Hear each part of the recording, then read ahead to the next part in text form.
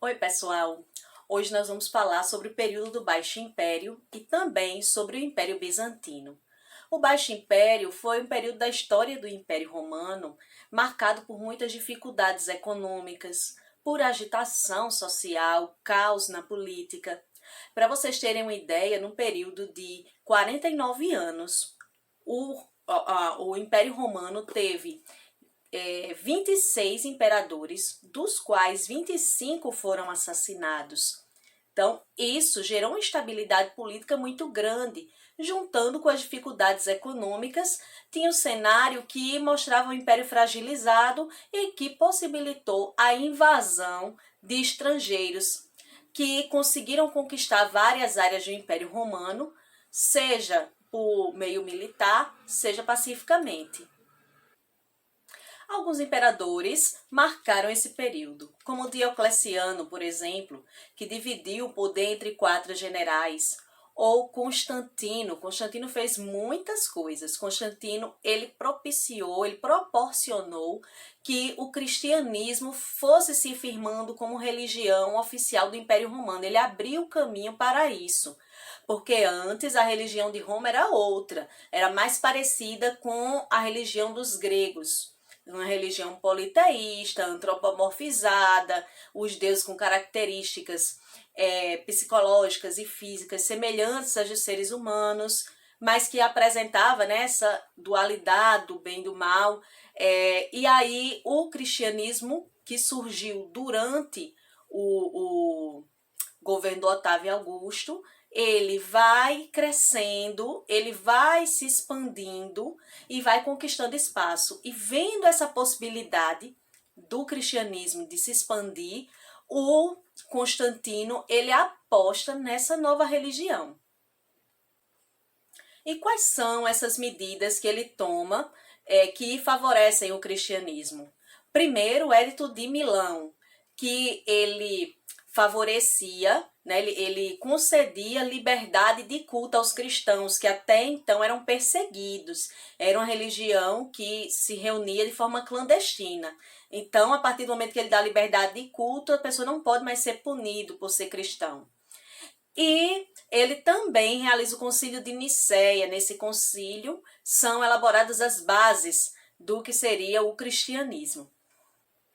Ele também tomou medidas administrativas muito importantes, como, por exemplo, reconstruir a cidade de Bizâncio e torná-la capital da parte oriental do Império Romano, e rebatizou a cidade com o nome de Constantinopla, cidade de Constantino, em homenagem a ele mesmo. Vejam só, né?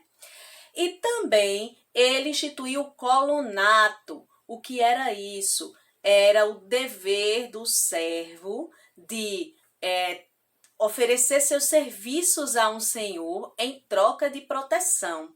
Com isso, ele favorece que vá se substituindo o regime de escravidão pelo regime de servidão.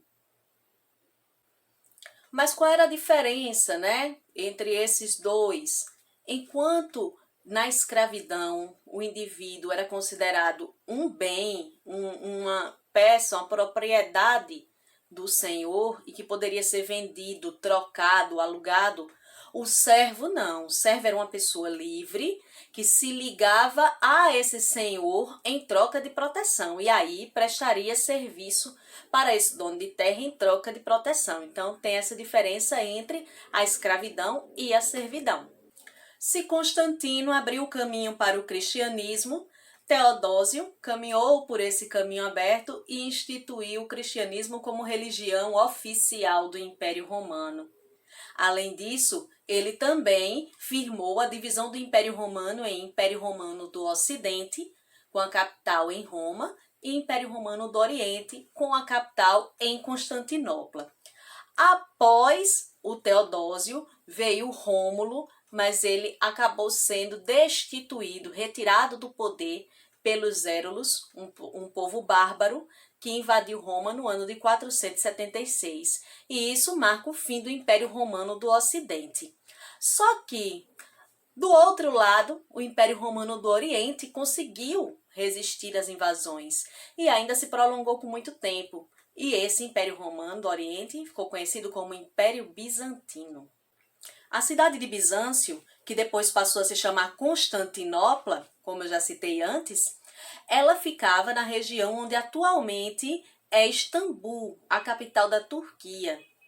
E tinha uma posição muito privilegiada, porque ficava entre os continentes asiático e europeu. Isso favoreceu muito, porque ficava entre as rotas comerciais, então favoreceu muito o desenvolvimento do comércio e também o desenvolvimento militar, pois ela ficava também na entrada para o Mar Negro. Então, em 395, quando houve a divisão do Império Romano, Império Romano do Oriente e Império Romano do Ocidente, Constantinopla ficou como capital do Império Romano do Oriente. E em 476, quando o Império Romano do Ocidente foi tomado pelos bárbaros, o Império Romano do Oriente resistiu e permaneceu e desenvolveu uma cultura própria, uma civilização que tinha como língua dominante o grego e que era cristã. Dentre os vários imperadores que houveram no Império Romano do Oriente, Justiniano teve muito destaque. Ele tentou reunir o Império Romano do Ocidente ao Oriente, mas não obteve sucesso porque o Império Romano do Ocidente já estava bem fragmentado, já não tinha mais como recuperar aquela região. E depois disso, ele começa a expandir o território para outras regiões. Ele consegue ocupar o norte da África, parte da Península Itálica e da Península Ibérica. A Península Itálica é onde hoje é a Itália, que era parte do Império Romano do Ocidente. Então, ele ainda conseguiu ocupar uma parte. E a Península Ibérica é onde hoje são os países Portugal e Espanha. Ele também conseguiu ocupar algumas ilhas, a Sicília, uma parte da Sicília e uma parte da Península Balcânica. Além disso, ele atualizou algumas leis romanas que ficaram conhecidas como Código de Justiniano.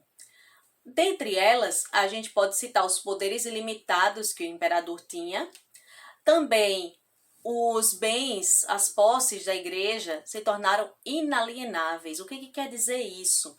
Que não poderia ser vendida, era propriedade da igreja e não poderia ser repassado. Também, através desse Código de Justiniano, impôs obrigações aos escravos e servos para com seus senhores.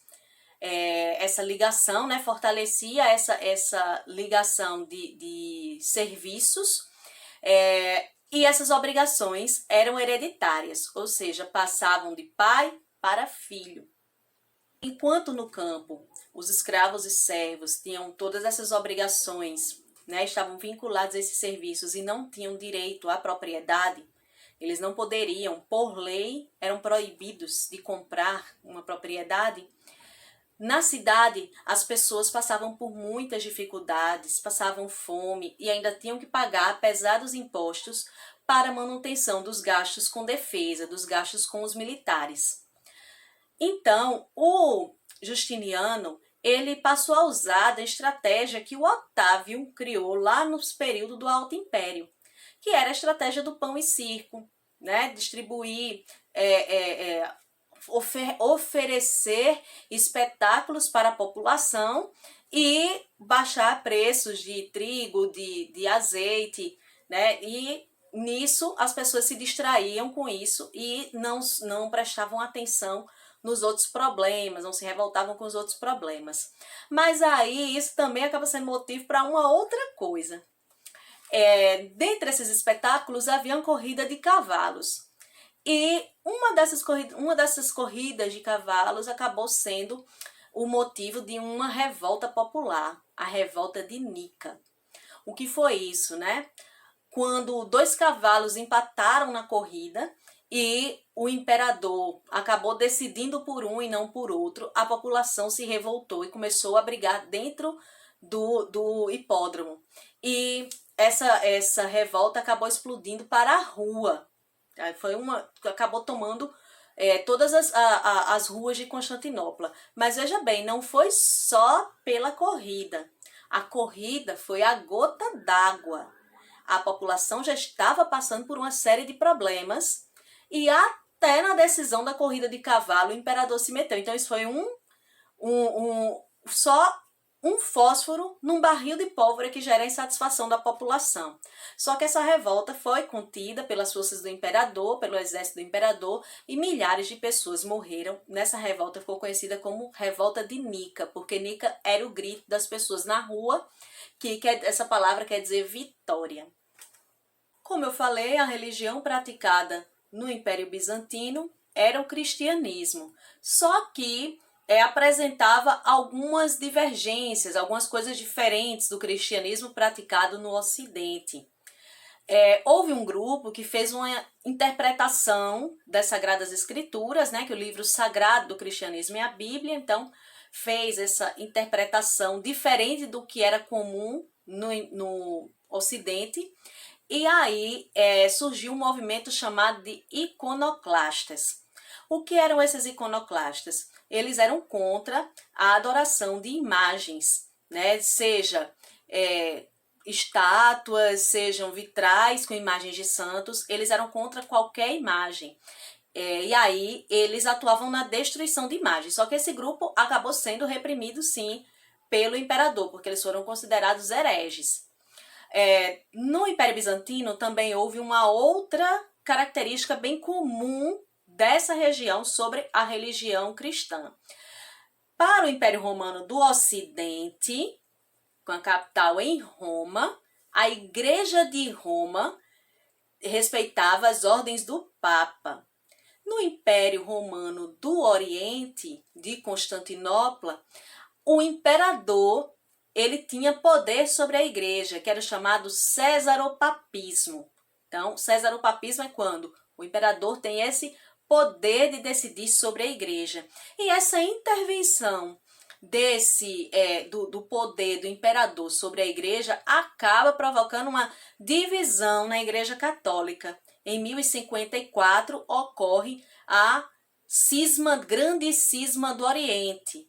Cisma é divisão, tá? Essa palavra cisma é divisão, a grande divisão do Oriente. E aí a gente tem duas igrejas, a Igreja Católica Apostólica Romana, com sede em Roma, e a Igreja Ortodoxa, que é aí do Império Bizantino.